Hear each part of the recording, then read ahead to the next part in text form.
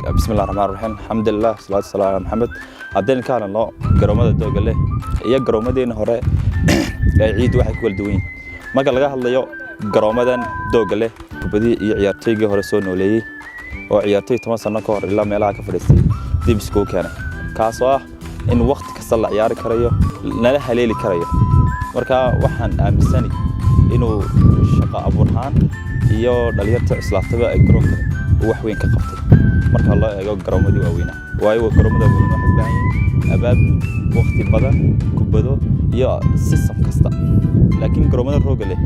waxa laga baahan inaad timaado kaliya waxaan maleynayaa inay dhalinyarta islaatay ee bariyo hore kala baadiyooday ay dib isugu soo noqdeen marka waxaan filayaa inuu kubadii kor u qaaday waxaana kale uu faa'iido garoonka rooga leh u leeyahay in academies la abuuro oo kuwi kala duwan heerar kala duwan amba yaraadaan amba kuwa dhalinyarta ahaada marka waxaan aaminsanahay inuu sportigi garoomada rooga leh in badan